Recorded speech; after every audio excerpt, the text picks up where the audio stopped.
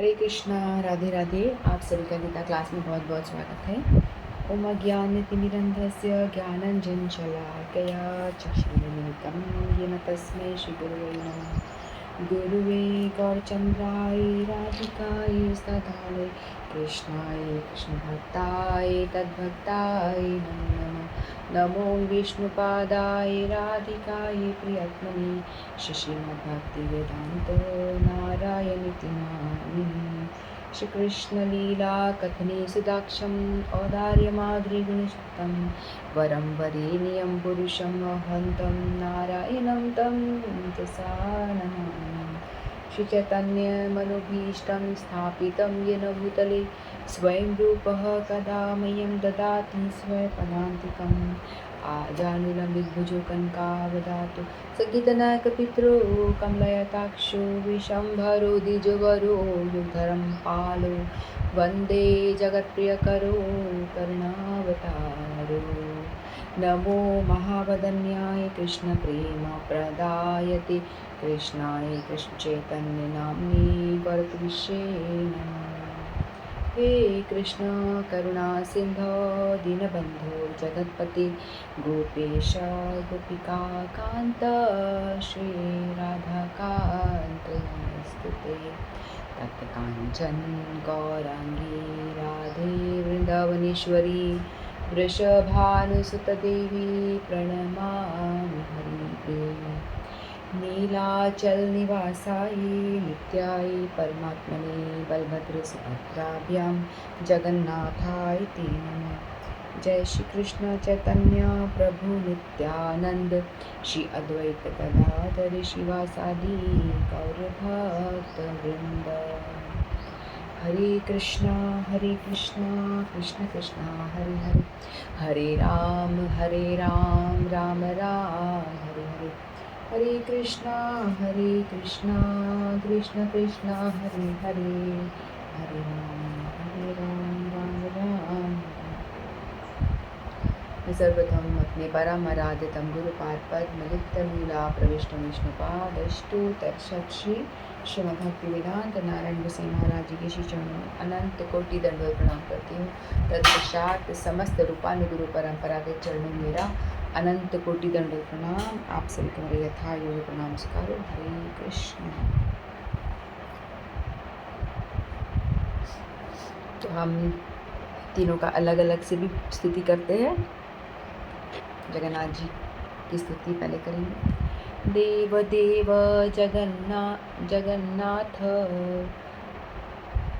प्रपन्नार्थी विनाशन त्राहि मां पुंडरीकाक्ष पतितं भवसागरे।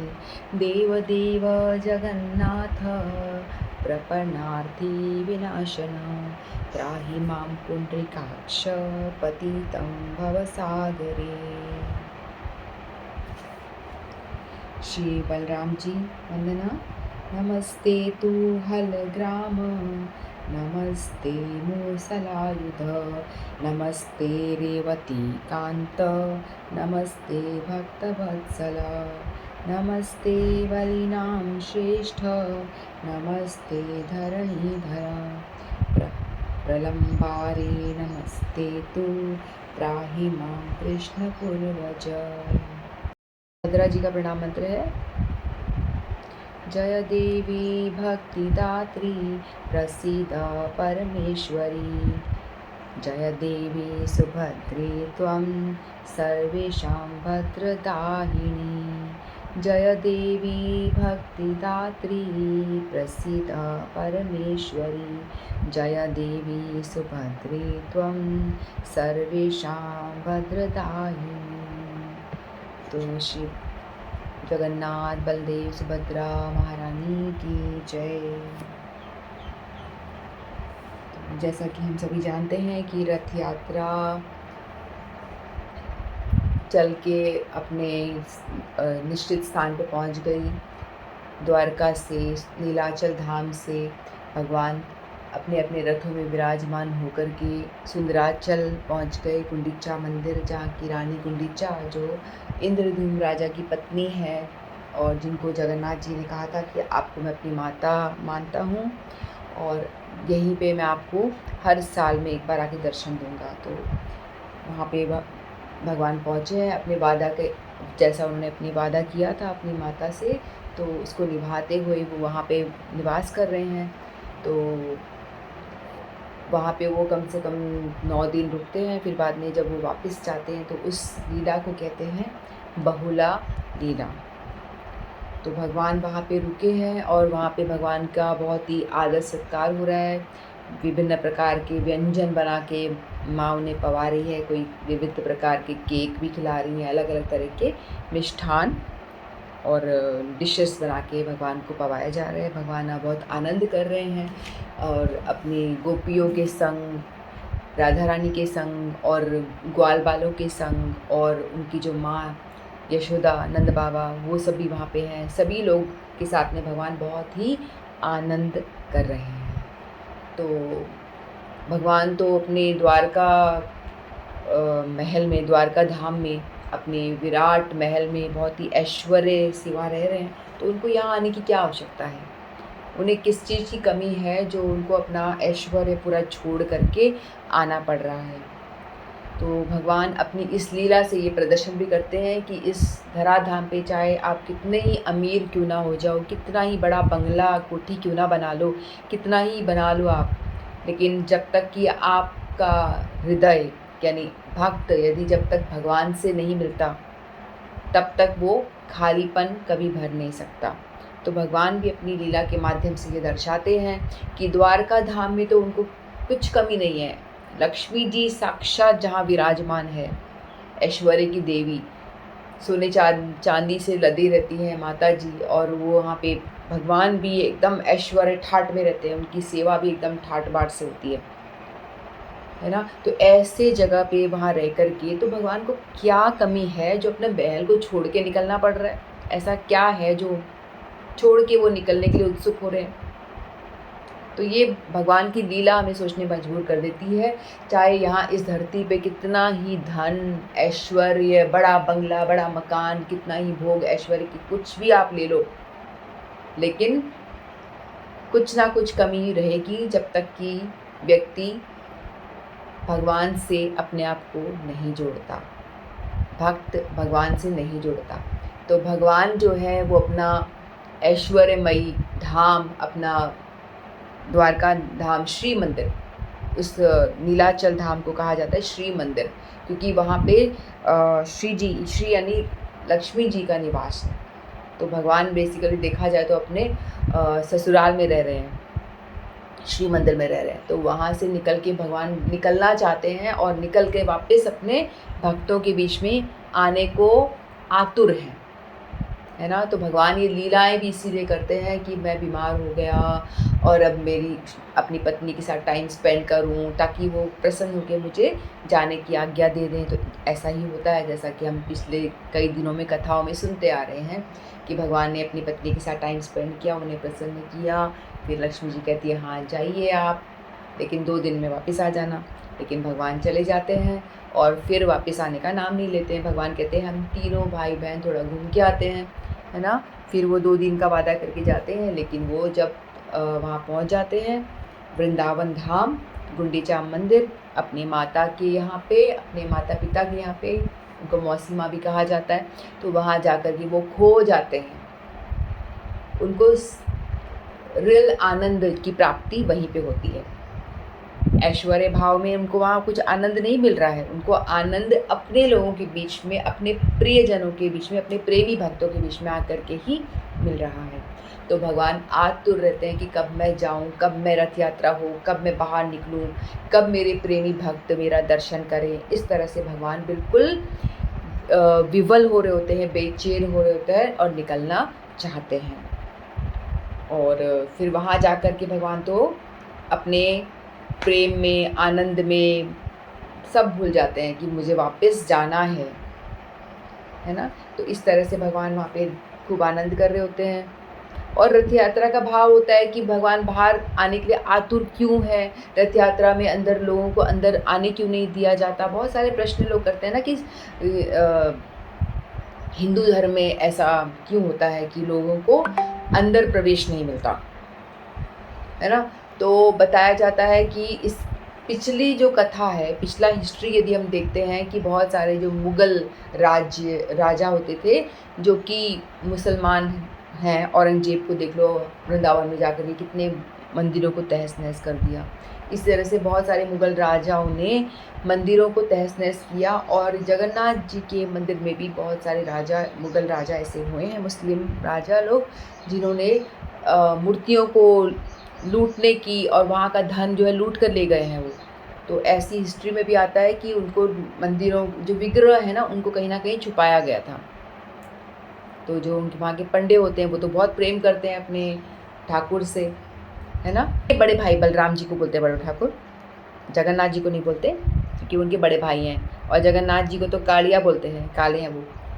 तो रथ यात्रा में जब उनको बाहर निकाला जाता है तो भी वो ऐसे ही बहुत परेशान करते हैं ना। तो मैं क्या बोल रही थी, मैं कहीं से कहीं भाग जाती हूँ। तो मैं बता रही थी कि इसीलिए प्रवेश नहीं है, मंदिर में प्रवेश इसीलिए नहीं किया जाता क्योंकि हिस्ट्री को देखते हुए कि अभी कोई भी जो मुस्लिम है या क्रिश्चियन है, जो गैर हिंदू है, वो प्रवेश नहीं पाएगा। वैसे हम लोग कहते हैं ना कि अलग-अलग धर्म है, हिंदू, मुस्लिम, सिख, ईसाई, क्या-क्या नहीं धर्म बना रखा है ना? तो वैसे होता ये है कि भगवद गीता है, हिंदुओं का ग्रंथ है। हम लोग बोलते हैं ना कि हिंदुओं का ग्रंथ है, तो ये मानव समाज के लिए मैनुअल है कि जो शरीर मिला है, जीवात्मा है, शरीर जो धारण किए हुए हैं, सबको ये गीता पढ़नी चाहिए। तो मुस्लिम बोलेगा मैं क्यों पढ़ूँ, मैं तो मुसलमान हूँ, मैं तो क्रिश्चियन हूँ, मैं क्यों पढ़ूँ, है ना? ये प्रश्न मैंने अपने महाराज जी से पूछा था, तो वो बता रहे थे कि धर्म एक ही है, धर्म जो है एक ही है, वो है सनातन धर्म। धर्म सिर्फ सनातन धर्म होता है जिसमें कि आत्मा और परमात्मा का मिलन बताया जाता है। आत्मा कौन है, परमात्मा भगवान कौन है, आत्मा क्या है, यही एक धर्म है सनातन धर्म, जो हमेशा से चला आ रहा है।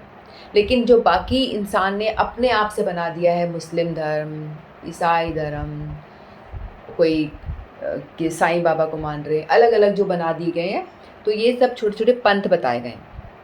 बेसिकली ये जो मुस्लिम और हिंदू, मुस्लिम जो ये सभी है ना, सब सनातनी हैं, क्योंकि सभी के पास आत्मा है, उनको परमात्मा से जुड़ना है। तो एक ही धर्म होता है आत्मा और परमात्मा का। तो मुस्लिम के लिए भी यही लागू है, क्रिश्चियन के लिए भी यही लागू होता है। तो इसीलिए कहते हैं कि सबको यही पढ़ना चाहिए, गीता का ज्ञान लेना चाहिए। तो इसीलिए हम लोग देखते हैं ना कि व्यक्ति तभी खुश होता है, आत्मा तभी प्रसन्न हो पाती है जब वो परमात्मा से जुड़ती है, और ये आत्मा और परमात्मा का ज्ञान हमें हमारे शास्त्रों में, हमारे सनातन धर्म में मिलता है। जैसे हम भगवद गीता पढ़ते हैं तो दूसरा अध्याय हमें आत्मा परमात्मा के विषय में बताता है कि हम सभी जीवात्माएं हैं और हम भगवान कृष्ण के दास हैं। भगवान एक ही है जो कि श्री कृष्ण है, गीता में स्पष्ट बताया हुआ है। भगवान खुलेआम बोल रहे हैं कि मैं ही हूँ जो हूँ, मत्त परतरम नान्यत् किंचित् अस्ति धनंजय मयि सर्वमिदं प्रोतं सूत्रे मणिगणा इव। भगवान कहते हैं कि मेरे अलावा और कोई है ही नहीं, मैंने ही सबको धागे की तरह मोतियों में पिरो रखा है। इस ब्रह्मांड को, इस डिफरेंट प्लैनेट्स को, सभी चीज़ों को मैंने, जैसे एक ग्रेविटेशनल फोर्स होता है उस तरह से मैं सबको धारण किए हुए हूँ। एक अदृश्य शक्ति के रूप में मैंने सभी ब्रह्मांड को मैं चला रहा हूँ। अदृश्य शक्ति जो ब्रह्म के रूप में सर्वत्र व्याप्त है, जो मेरी शक्ति है। ब्रह्म जो है भगवान की शक्ति है, तो भगवान ऐसा बताते हैं कि सब कुछ सर्वत्र मैं ही, मेरी शक्ति के द्वारा ही मैंने सभी मोतियों को, जैसे माला में मोती को रही हूँ, मैंने धारण किया हुआ है। तो उसी तरह से उसमें कोई नो मैटर कोई किसी भी कास्ट का हो, सभी सनातनी हैं। और जब तक वो इस चीज़ को जान नहीं जाते, मान नहीं जाते, तब तक वो दुखी रहते हैं, चाहे वो कहीं भी हो। इसलिए हम देखते हैं कि जो विदेशी फॉरेनर लोग हैं, वो लोग भी क्रिश्चियन धर्म को फॉलो करते हैं, लेकिन जब यहाँ आते हैं, फिर वो जब सनातन धर्म अपनाते हैं, तो उनको अपार सुख की प्राप्ति होती है ना। तो इसीलिए समझदारी इसी में है कि हम सभी जीव मात्र, चाहे हम ये ना सोचें कि हम तो क्रिश्चियन हैं, हम मुस्लिम हैं, हम हिंदू हैं, हम सिख हैं, कुछ भी हो, ये सब बाद में आए, ये सारे पंथ कहलाते हैं, ये सब बाद में आए हैं। और हमारा जो सनातन धर्म है वो बहुत पुराना है, यही एकमात्र धर्म है कि मैं दास हूँ और भगवान मेरे सेव्य हैं, मैं सेवक हूँ। यही धर्म है बस, जीव मात्र धर्म ही है। तो लेकिन सबको जाने अंदर क्यों नहीं दिया जाता, इसीलिए रीज़न बताया गया कि इन लोगों ने हानि पहुंचाने की कोशिश की थी, और इसीलिए वहाँ के पंडित जो भगवान से बहुत ज़्यादा प्रेम करते हैं, तो उनको ये डर है कि कोई गैर जाति का व्यक्ति अंदर घुसेगा तो वो विग्रहों को नुकसान पहुंचा सकता है, हमारे ठाकुर को नुकसान पहुंचा सकता है, इसीलिए वो अंदर आना अलाउ नहीं करते। लेकिन हमारे जो जगन्नाथ जी हैं वो बहुत दयालु हैं, बहुत दयालु। हर कोई तो ऐसा नहीं होता ना, हर कोई मुसलमान ऐसा तो नहीं है कि हर मुसलमान ही खराब है, हर क्रिश्चियन ही बुरा है। तो ऐसे बहुत सारे मुस्लिम भक्त भी पाए गए हैं। साल बेग, जैसे हमने कथा सुनी थी, साल बेग जी, और भी कई सारे, चांद काजी, बहुत सारे मुस्लिम भक्त हुए हैं जो भगवान कृष्ण को बहुत मानते थे। अपना धर्म को, वो जो अपना उनका मुस्लिम धर्म है उसको छोड़ के उन्होंने सनातन धर्म जो इटर्नल है उसको अपनाया, जिनमें इतनी बुद्धि थी और वो अपना पाए, तो उनको भगवान ने भी बड़े हृदय से अपनाया, उनको भी भगवान ने बड़े ही हृदय से अपनाया है। तो ऐसे भक्तों को भगवान दर्शन देने के लिए रथ यात्रा के माध्यम से कहते हैं कि ये सारे जो भक्त हैं ये कहाँ जाएंगे, मेरे पंडे अंदर नहीं आने दे रहे हैं, उनकी प्रॉब्लम है, मैं समझता हूँ, उनके रूल्स एंड रेगुलेशन को मैं नहीं छोड़ूंगा, लेकिन मैं तो बाहर आ सकता हूँ ना। तो भगवान खुद बाहर आते हैं अपने भक्तों से मिलने जो अंदर नहीं आ सकते। तो बताइए ऐसा कौन सा भगवान है जो ऐसी लीला करता है। ये हमारे जगन्नाथ जी हैं, जिनका कि विग्रह भी इतना बड़ा विशाल विग्रह है, उसके बावजूद भी वो कहते हैं कि मैं तो बाहर जा रहा हूँ, मुझे नहीं बैठना इस सोने के ढेर के ऊपर, बाहर निकालो, मुझे मेरे भक्तों से मिलना है, मुझे मेरे भक्तों से मिलना है। और वो बाहर निकल के आते हैं। और जो भी भगवान के दर्शन नहीं कर सकते, रथ यात्रा में दर्शन करते हैं, पाते हैं। कहते हैं कि भगवान को रथ पे बैठा हुआ देखते हैं जो व्यक्ति, वो उनके अनंत जन्मों के पाप मिट जाते हैं और उनका पुनर्जन्म नहीं होता, ऐसा माना जाता है। और जो रथ की रस्सी को खींच लेता है तो वो उसका भी पुनर्जन्म नहीं होता और समस्त पापों से उसकी मुक्ति हो जाती है। तो इसीलिए हम सभी लोगों को भी प्रयास करना चाहिए कि हम जगन्नाथ, चलो रथ यात्रा के टाइम पे जाना तो बहुत मुश्किल है, पर्सनली मैं तो, मुझे बहुत डर लगता है भीड़ भाड़ से, तो मैं तो पता नहीं, मुझे नहीं लगता कि भगवान मुझे कभी दर्शन देंगे। ऐसे मैंने दर्शन करे हैं, मंदिर हम गए हैं, कई बार दर्शन करे हैं भगवान के, लेकिन रथ यात्रा के टाइम पे तो मैं भी नहीं गई अभी तक। तो आप लोगों का हो सके, भगवान आपको बुलाए तो आप लोग ज़रूर जाइए। तो हम यहाँ धाम में अपने बल पे नहीं जा सकते, ये हमें अच्छी तरह से पता है, आप सबको भी अनुभव होगा, मुझे तो बहुत अनुभव है। चाहे कोई सा भी धाम हो, हम जब तक भगवान हमें नहीं बुलाते हम नहीं जा सकते।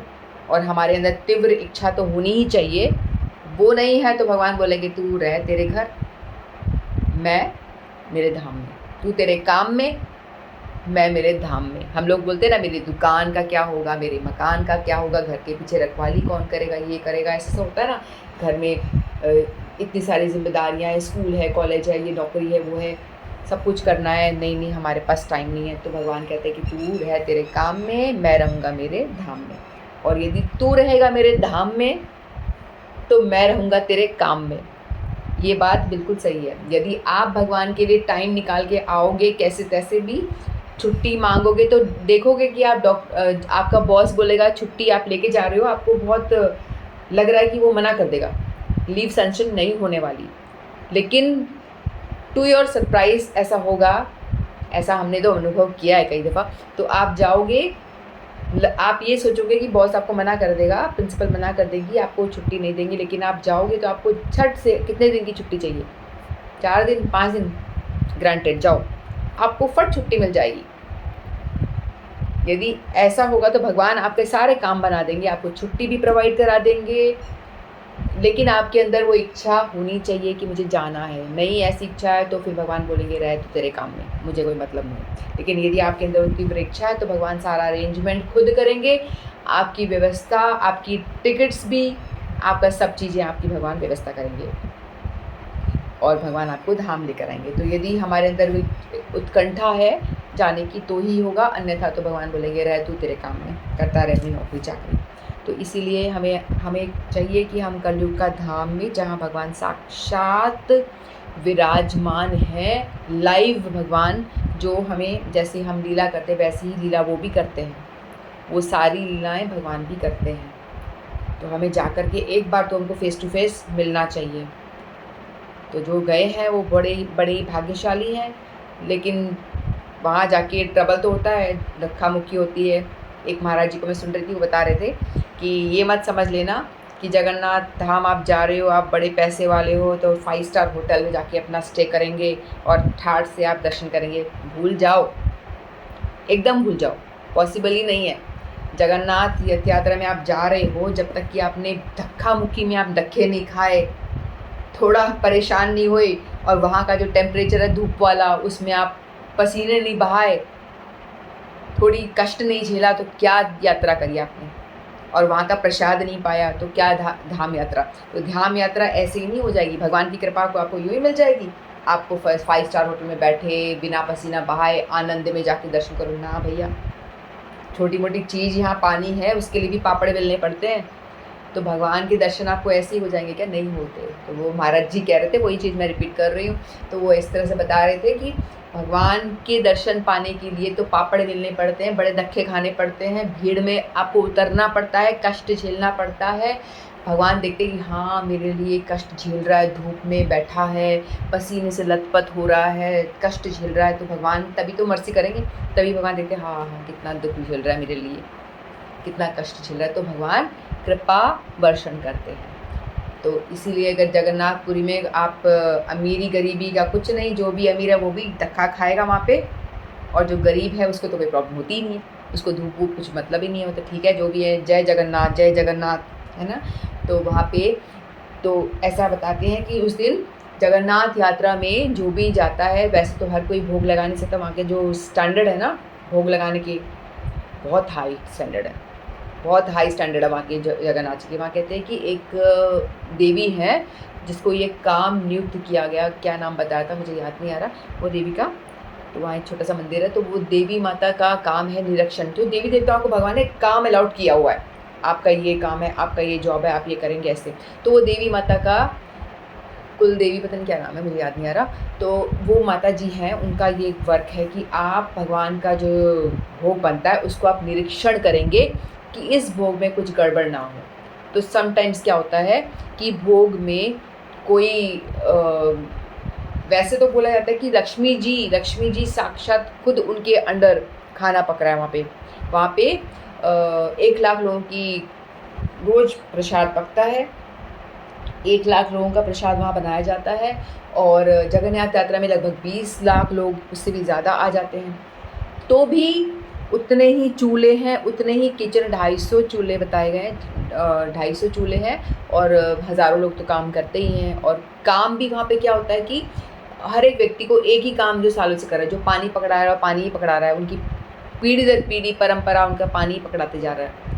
और जो कुछ कटिंग वाला काम कर रहा है ना, वो सब्जी काटने वाला काम कर रहा है, वो पीढ़ी दर पीढ़ी यही कटिंग वाला काम कर रहा है।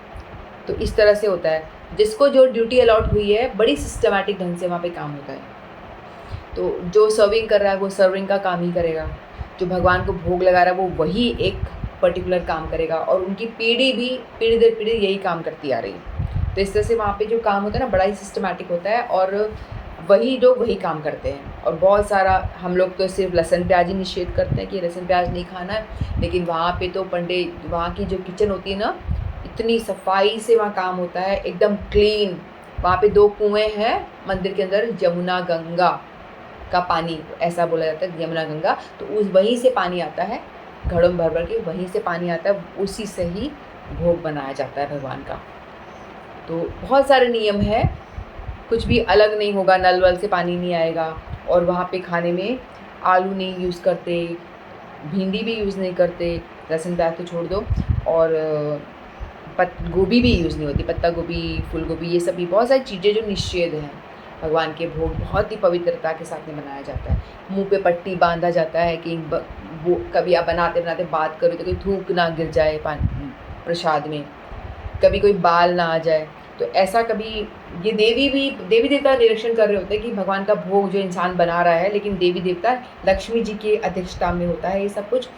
और जो पर्टिकुलर देवी जो मैं बता रही थी वो भी देखती हैं कि कुछ गड़बड़ ना हो। यदि उनको लगता है कि कभी कुछ पुजारी या पंडा बनाते बनाते उसका रसोई के मुंह से एक थूका कुछ गिर गया, जो प्रसाद है वो भ्रष्ट खराब हो गया है, खंडित हो गया, तो वो क्या करते हैं, वो देवी कुत्ते को अंदर अलाउ कर देती है। तो कुत्ता कहीं से भी आएगा अंदर, यदि कुत्ते ने देख लिया तो फिर सारा प्रसाद, सब प्रसाद वेस्ट, भगवान को नहीं दिया जाता, उसका फिर कंडा खोदता है, उसको समाधि दे दी जाती है, उस प्रसाद की समाधि दे दी जाती है।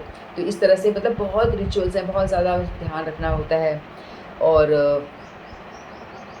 भोग मैंने बताया था पहले, आज थोड़ा थोड़ा रिवीजन जैसा हो रहा है। तो भोग जो होता है सारा का सारा मटकों में बनाया जाता है, और वहाँ पे कुछ भी स्टील मेटल यूज़ नहीं होता, और पुरातन चूल्हे पे ही खाना बनता है, सात घड़े जो बताते उस तरह से एक के ऊपर एक रख के, और पहला जो ऊपर वाला पहला पकता है, और 1,00,000 लोगों का खाना रोज़ बनता है, लेकिन चाहे कितने भी लोग आ जाएँ कभी वो कम नहीं पड़ता, क्योंकि जो निरीक्षण हो रहा है बस लक्ष्मी जी स्वयं कर रही है, तो कुछ भी गड़बड़, खाना जलता भी नहीं है, कुछ गड़बड़ बनता भी नहीं है, और कभी गड़बड़ हो जाती है तो उसको हटा दिया जाता है, भगवान को भोग नहीं लगता। और भगवान को जो भोग लग रहा होता है तो पूरे बड़े बड़े हांडे ही भगवान के आगे रख दिए जाते हैं, और एक पानी का पात्र लेके पंडित जी बैठता है। भगवान को छवि जब तक नहीं आती उसके अंदर, जगन्नाथ बलभद्र सुभद्रा जी की छवि जब उसमें नहीं दिखती तब तक माना जाता है कि भोग नहीं लगा, भगवान ने भोग नहीं लग पाया है। तो समटाइम्स ऐसा होता है कि नहीं भी आता है, तभी भी वो प्रसाद को दफना दिया जाता है, गाड़ दिया जाता है, क्योंकि वो भोग नहीं लगा, बिना भोग लगे खाना नहीं है, क्योंकि वो पाप है, इसीलिए उसको किसी को दिया नहीं जाता। इवन जानवरों को भी नहीं दे सकते उसको, क्योंकि वो पाप है, हमें किसी को पाप नहीं खिलाना। तो जब तक भगवान नहीं पा लेते वो भोग किसी को भी अर्पण नहीं होता है।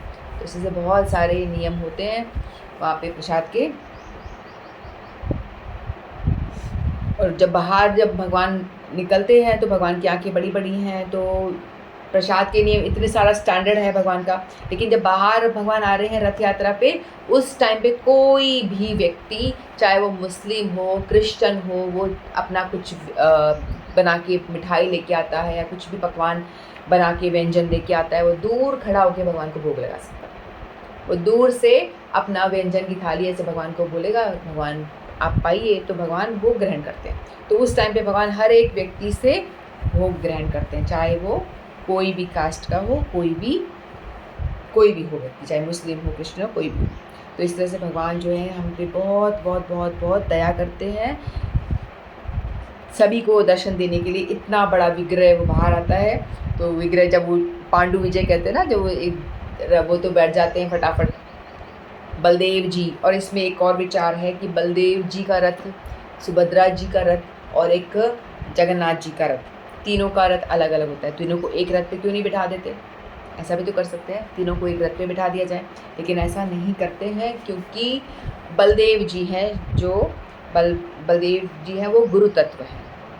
हमारे जो जितने भी गुरु हैं ना, वो सब बलदेव जी का प्रकाश माना जाता है।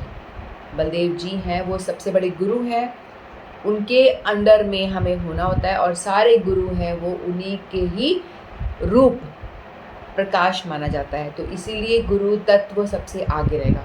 हम जब आरती करते हैं तभी हम देखते हैं ना कि गुरु जी की आरती पहले होती है।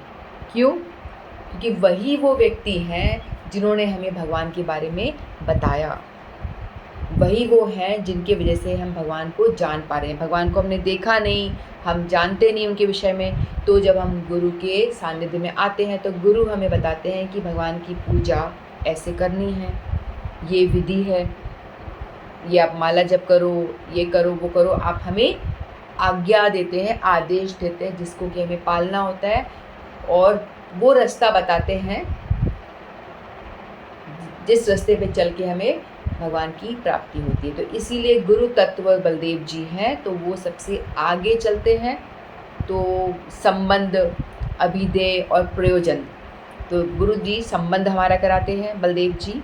फिर बीच में आती है सुभद्रा महारानी, जो कि अभिधेय यानी प्रोसेस हमें बताती हैं कि आपको भजन करना है तो आप भजन में भगवान की ओर मुड़ना चाहते हो तो वो आपको लेकर जाती हैं भगवान की ओर। सुभद्रा महारानी यानी योग माया देवी हमको भगवान की ओर लेके जाती हैं।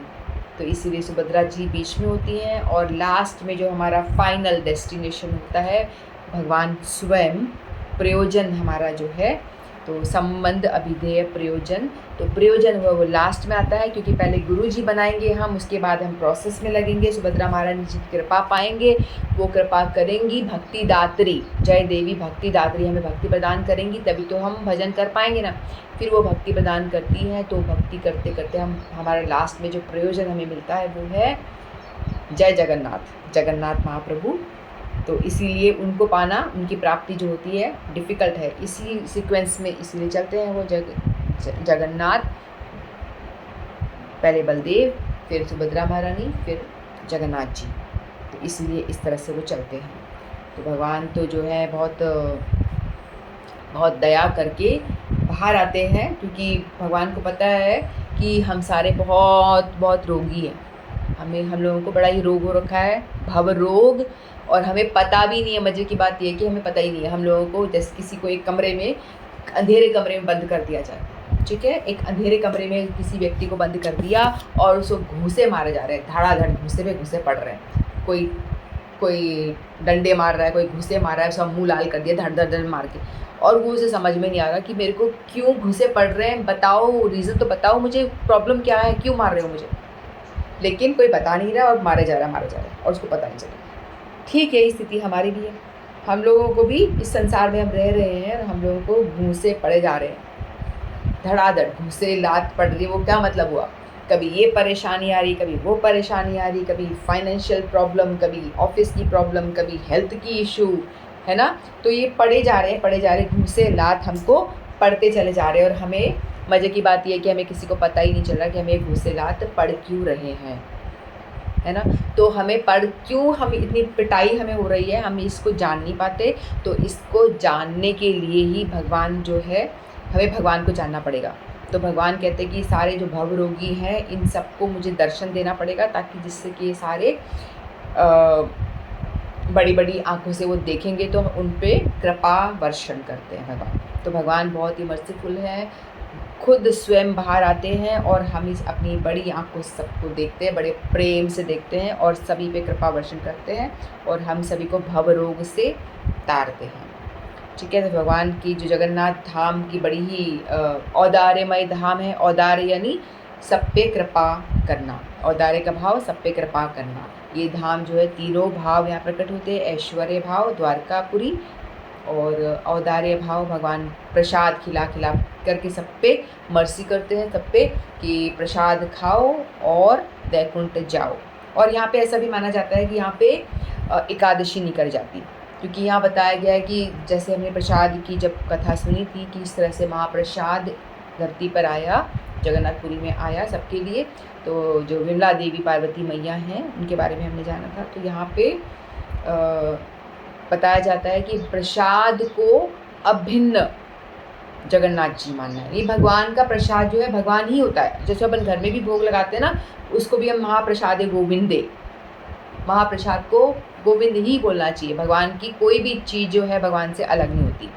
भगवान की सब तदीय वस्तुएं जो भगवान के प्रसाद, भगवान का सिंहासन, भगवान का कुछ भी जो चीज़ होता है सब भगवान बलराम जी होते हैं। तो इस प्रसाद को भगवान ही मानना चाहिए। तो हम प्रसाद खा करके प्रसाद की सेवा करते हैं। प्रसाद की सेवा कैसे होगी? प्रसाद को पा के, ये विधि है ना। तो इस तरह से जो महाप्रसाद भगवान सबको खिलाते हैं, तो बताया जाता है कि जैसे ही आपके हाथ में प्रसाद आए आपको तुरंत उसको पा लेना चाहिए, उसको ग्रहण कर लेना चाहिए, इधर उधर नहीं फेंकना है, जैसे हमने लास्ट टाइम सुनी थी कथा। तो इसीलिए लेकिन यहाँ के जो लोग हैं एकादशी का पालन नहीं करते, क्योंकि कहते हैं कि जब साक्षात भगवान जगन्नाथ ही प्रसाद के रूप में प्रकट हुए हैं यहाँ पे, तो यहाँ पे हम प्रसाद पाएंगे, कोई एकादशी कुछ नहीं होती। लेकिन हम लोग एकादशी करते हैं, हम लोगों को पालन करना चाहिए। यदि हम वहाँ जाएंगे तो हम बोलेंगे जगन्नाथ धाम में हम आए हैं, हमें एकादशी का पालन नहीं करना। पहली बात तो ये कि हम सारे जगन्नाथ धाम के वासी नहीं हैं। हम वहाँ पे गए हैं कुछ 1 दिन के लिए, 2 दिन के लिए, 4-5 दिन के लिए एट द मोस्ट, फिर आ जाते हैं अपने घर में।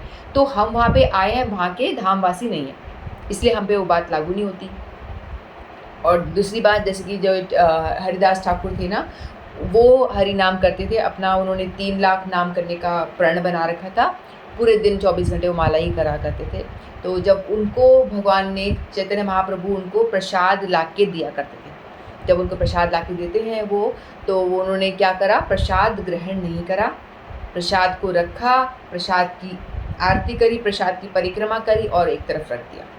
फिर जब महाप्रभु ने कहा कि आप इसको पाइए, बोलते कि मेरा नाम संख्या पूरी नहीं हुई, मैं नहीं पा सकता, आज मेरा एकादशी भी है, तो एकादशी को प्रसाद नहीं पाऊंगा। क्योंकि वो आचरण करके दिखाते हैं इस तरह से कि उन्होंने प्रसाद की महिमा भी रखी, प्रसाद को प्रणाम करा, प्रसाद की परिक्रमा करी, प्रसाद को रखा एक साइड में ऊंचे स्थान पे, और फिर उन्होंने अपना एकादशी का पालन किया, नाम जाप पूरा करा और नेक्स्ट डे पारण प्रसाद को पाकर किया। तो उसी तरह से हम लोगों को भी यदि एकादशी को प्रसाद हमें मिलता है, कभी हम जगन्नाथपुरी जाएं तो हम उनकी बात में ना आए, इसलिए मैं ये चीज़ बता रही हूँ, ये ज़रूरी है। तो उनकी बात, वहाँ वो धामवासी है, उनकी बात अलग है, वो तो भगवान के निज जन है, धाम में रहते हैं, तो उनकी बात हम फॉलो नहीं कर सकते। हम सारे तो पापी हैं ना, हम तो पापी हैं, बाहर से आए हैं, तो हमारे पर वो बातें लागू नहीं होती। तो हम प्रसाद को ग्रहण करें, लेकिन पाए ना, उसको संभाल के रख दें, उनको प्रणाम करें और नेक्स्ट डे हम जब एकादशी व्रत करके तोड़ें और तब पाएँ। तो हमको एकादशी व्रत क्यों करना है? क्योंकि बताया गया है कि हमको गुरु ने आज्ञा दी है, हमको गुरु ने आज्ञा दी है कि एकादशी का पालन करना है, तो हमें गुरु की आज्ञा को सर्वोपरि रखना है। जैसे बलराम जी जगन्नाथ जी के भी आगे हैं, तो हमारे लिए गुरु की आज्ञा सर्वोपरि है, इसलिए हमें एकादशी का पालन करना है। जब भी हम वहाँ पे भी जाएं तो भी हमें एकादशी का पालन अवश्य ही करना है। तो इस तरह से भगवान के धाम में जाते हैं तो भगवान के प्रसाद की बहुत ज़्यादा महिमा है, लेकिन तो भी हमें एकादशी का पालन अवश्य ही करना है। और भगवान जो है अपना कितना दिखाते हैं वैभव, अपना प्रेम दिखाते सबको, और वो ऐसे झूमते झूमते आते हैं, कितना अच्छा दिखता है ना वो, किस तरह से भगवान आ रहे हैं। और भगवान ऐसा नहीं है कि भगवान जब बाहर आते हैं ना, पांडु विजय होता है, भगवान जब बाहर आते हैं तो उस टाइम पे भगवान नीचे गद्दे लगा देते हैं, कि भगवान को ज़मीन पे थोड़ी ना बिठाएंगे, भगवान को गद्दे बिछाए जाते हैं, तकिए गद्दे, वो उसके ऊपर ऐसे उठाते हैं और ऐसे रखते हैं जोर से। तो जैसे ही वो रहते पटाख करके वो जो रुई रुई बिखर जाती है, वो तकिए गद्दे वो भारी इतने होते हैं तो फूट जाते हैं एकदम से। फिर भगवान को ऐसे करके जो पंडे उठा रहे होते हैं तो भगवान कभी इधर लुढ़क जाते हैं, कभी इधर लुढ़क जाते हैं। वो भगवान ना, कृष्ण कैसे हैं, मस्ती करते हैं ना, तो भगवान खुद इंटेंशनली ऐसे करते हैं कि उनको बड़ा आनंद आ रहा है कि आज तो मैं जा रहा हूँ अपने भक्तों से मिलने, तो बड़े ही खुश हो रहे होते हैं। तो खुशी के मारे कभी इधर पढ़ रहे हैं, कभी उधर पढ़ रहे हैं, कभी, तो जो उनके जो पंडे होते हैं ना, उनके निज सेवक जन दैत्यपति बड़े पहलवान टाइप्स लेते हैं उनको उठाने के लिए, तो वो लोग क्या करते हैं, बड़ी गालियाँ देते हैं उनको। तो जैसे गोपियाँ, ब्रज गोपियाँ होती है ना, भगवान को गालियाँ देती थी ना, तू तो कारा है, तू तो ये है वो है, इस तरह से बहुत गालियाँ देती थी हमेशा। तो भगवान को उनकी गालियाँ सुन के बड़ा आनंद आया करता था। तो इसी तरह से यहाँ पे जो पंडे हैं ना, वो भी भगवान को बहुत गालियाँ कालिया बोलते हैं, ओ कालिया, तू तो ऐसा है, तू तो वो है, पता नहीं क्या क्या, वो अपनी उड़िया भाषा में बहुत गालियाँ देते हैं। तो भगवान को उनकी गालियाँ खाने बड़ा आनंद आता है, प्रेमवश, ऐसे नहीं, प्रेम से। और जब वो नहीं चढ़ते हैं ना, कभी कभी तो रथ के पास आते हैं, फिर धाड़ लुढ़क जाते हैं, तो फिर बोलते हैं भाई चढ़ जा ऊपर। वो चढ़ गए हैं, आपके भाई बहन बड़े आसान 10 मिनट्स के अंदर फट आके बैठ गए, और आपको 4 घंटा हो गया लेके जा रहे हैं, आप चल ही नहीं रहे हो, कभी इधर गिर रहे हो, कभी उधर गिर रहे हो, कभी आगे कभी पीछे, ये क्या नाटक लगा रखा है। और उनके पेट में रस्सियाँ बांधते हैं, रेशम की रस्सी होती है, और सिर पे बांधते हैं, इधर उधर बांध के फिर खींचते हैं उनके पंडे। तो इस तरह से भगवान मतलब अपने भक्तों की गालियाँ सुन के भी वो बहुत प्रसन्नचित होते हैं, और वो बंधन को भी स्वीकार करते हैं। उनके भक्त उनको रैंडमली कहीं पे भी बॉडी पार्ट्स में बांध रहे हैं, कभी पेट में बांध रहे हैं, कभी गले में, इस तरह बांध बूंद के उनको खींच तान के, भगवान को इस तरह से ट्रीट करता है क्या, खींचना, घसीटना, बोरे की तरह, इस तरह से घसीट करके उनको बिठाया जाता है। और गालियाँ दे के, ऐसे नहीं बड़े प्रेम से स्तुति करके, उनकी जो उड़िया भाषा की गालियाँ होती है वो इस लेवल की गालियाँ देते हैं, और फिर वो बिठाते हैं, और भगवान बड़ा आनंद होता है उनको कि मेरे जो प्रेमी निज जन है मुझे गालियाँ दे रहे, इस तरह से भगवान उसका आनंद लेते हैं। तो इस तरह से भगवान बड़ी कृपा करते हैं। फिर वो गुंडीचा मंदिर में जाते हैं, वहाँ पे वो निवास करते हैं। फिर बाद में उनका जो रिटर्न होता है, बीच में जो हीरा पंचमी आती है, लक्ष्मी जी हिरने आती हैं कि भाई क्यों नहीं आए करते करते तब उनको मालूम पड़ता है कि मुझे लेके नहीं गए और खुद भाग गए हैं, तो उनको गुस्सा आता है। तो गुस्से में जब वो एंट्री करने की कोशिश करती है तो उनको एंटर नहीं किया जाता, कि वहाँ पे वृंदावन धाम में ऐश्वर्य भाव वालों का एंट्री नहीं है। लक्ष्मी जी आउट, आप बाहर रहिए, आप अपने सुंदर सुंदर वस्त्र आभूषण धारण करके आप अपने मंदिर में सुशोभित हो जाइए। तो इस तरह से लक्ष्मी जी को वृंदावन धाम में भी एंट्री नहीं मिली थी रासलीला में। तो हमारे गुरुदेव बताते हैं, जब परिक्रमा होती है तो कहते हैं कि लक्ष्मी जी को वहाँ लेके जाते हैं जहाँ पे लक्ष्मी जी आज भी तपस्या कर रही हैं कि मुझे रास में एंट्री दो। तो लक्ष्मी जी आज तक भी तपस्या करी, कहते हैं कि मुझे एंट्री चाहिए, मैं तपस्या करूँगी। तो उन्होंने तपस्या करना स्टार्ट किया था उस टाइम पे। और आज भी यदि हम जाके वहाँ दर्शन करते हैं तो एक स्थान है जहाँ पे लक्ष्मी जी ऐसे बैठी हैं तपस्या के फॉर्म में, और वहाँ वो तपस्या कर रही है कि मुझे रास में एंट्री चाहिए, मैं भगवान की पत्नी हूँ, मुझे भी एंट्री चाहिए। लेकिन लक्ष्मी जी को एंट्री नहीं मिलती। उन्हें कहते हैं कि आपको राधा रानी का अनुगत्य करना पड़ेगा, गोपियों का अनुगत्य करना पड़ेगा। वो कहती है नहीं, मैं इन गोबर उठाने वालों के अनुगत्य नहीं करूँगी, मैं इनकी बात नहीं मानूंगी, मैं महारानी, मैं लक्ष्मी, मैं क्यों इनकी बात मानूँ, मैं इनकी सेविका नहीं बनूंगी। भगवान कहते हैं कि आउट, तुम्हारी एंट्री नहीं है। तो इस तरह से लक्ष्मी जी को भी एंट्री वहाँ पे नहीं मिलती है। तो लक्ष्मी जी अपने पैर पटक के वापस आ जाती हैं। फिर बाद में वो सब लीला हमने देखी थी, फिर वो आते हैं, सुनी थी। फिर जगन्नाथ जी उनके लिए गिफ्ट लेके जाते हैं बहुत सारे। जो रिटर्न यात्रा होती है उसको बोलते हैं बहुड़ा यात्रा। जब भगवान को वापस लेके जाते हैं तो उस टाइम पे भगवान जो होते हैं बड़े उदास से हो रहे होते हैं, भगवान का चेहरा लटका होता है। जब वो आते हैं तो बड़े खुश होते हैं, ऐसे झूमते झामते आते हैं, आनंद करते करते, कभी इधर गए नाचते हुए, हंसते हंसते। लेकिन जब जाते हैं चुप करके धीरे धीरे चल लेते हैं, अरे वापस वहीं जाना है, अपने भक्तों से मैं दूर हो रहा हूँ, अपने प्रेमियों से मैं दूर हो रहा हूँ। तो भगवान जो है थोड़ा सा सैड मूड में होते हैं, और लेकिन वो जाते हैं वापस। इसको कहते हैं कि बहुड़ा यात्रा, रिटर्न यात्रा। तो भगवान जब जाते हैं फिर वो ये सब लीला होती है। लक्ष्मी जी उनको आने नहीं देती, गिफ्ट देते हैं उनको। फिर उनको रसगुल्ला लेके आते हैं, उड़ीसा का कोई फेमस रसगुल्ला है, वो लेकर आते हैं, वो उनको खिलाते हैं। तो खा करके बड़ी प्रसन्न हो जाती हैं, फिर वो खुश होती है। लक्ष्मी जी भी खूब गालियाँ वगैरह देती हैं, उनकी बोला बाली होती है उनकी खूब सारी। फिर वो एंट्री देते हैं, फिर वो अंदर आते हैं इस तरह से। फिर जब वो रथ पे होते हैं ना, उससे पहले एक और कुछ लीला होती है। उसमें क्या होता है, उस टाइम पे बड़े बड़े भगवान को जैसे खीर टाइप्स होता है, दूध में केला वगैरह डाल के कुछ बनाया जाता है। तो तीनों घड़ों में ले जा करके उनको भगवान जगन्नाथ, बलदेव, सुभद्रा जी के विग्रह के आगे रखते हैं, उनको भोग लगाया जाता है मतलब।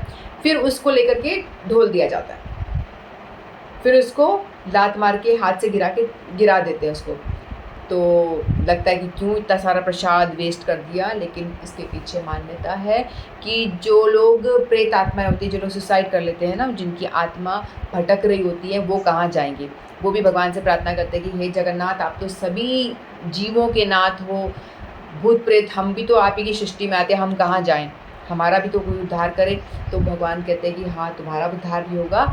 तो वो जो माना जाता है कि वो जो भूत प्रेत हैं, जो ऐसी भटकती आत्माएं हैं जिनको उद्धार नहीं हो रहा है, तो उनके लिए वो भगवान का भोग गिरा दिया जाता है, तभी वो लोग आकर के उसको पाते हैं और वो भी मुक्ति प्राप्त करते हैं। तो इस तरह से बहुत सारी लीलाएं होती हैं, इनके अलग अलग टर्म्स होते हैं जो मुझे याद नहीं क्या क्या टर्म्स होते हैं।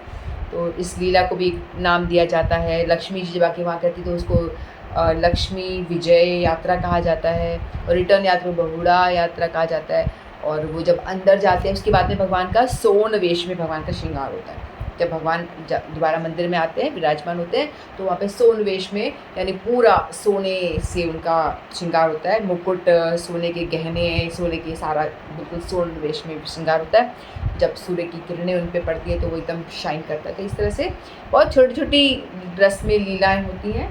तो बहुत सुंदर तरीके से रथ यात्रा की जो है समाप्ति होती है। तो बहुड़ा यात्रा तो फ्राइडे को होगी, 20 को था हेरा पंचमी थी, 5वें दिन, 5वें छठे तिथि छठ को बनाया जाता है। 5 दिन तक वो हेरा करती हैं, फिर बाद में छठ को वो आ जाती हैं।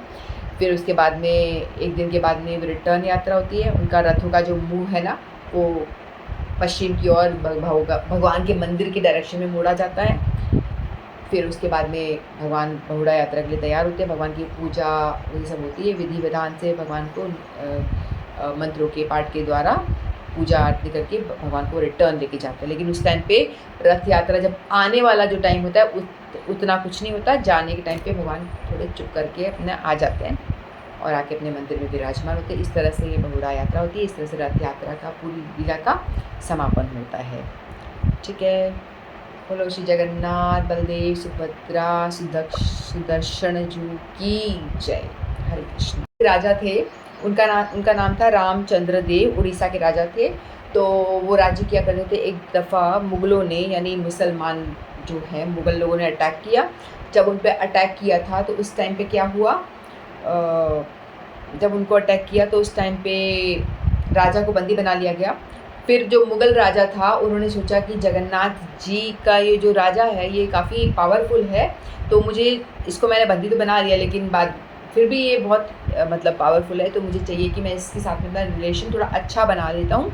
इसको अपनी बहन से शादी करा दूँगा तो मेरे रिलेटिव बन जाएंगे, तो हमारा इनसे कुछ रिश्ता हो जाएगा। तो जगन्नाथ जी के टेम्पल में भी क्या पता एंट्री मिले, ऐसा कुछ उसके विचार आता है। तो उनके साथ मतलब राजा के साथ में वो रिलेशन अच्छा बनाना चाहता था हराने के बाद में भी।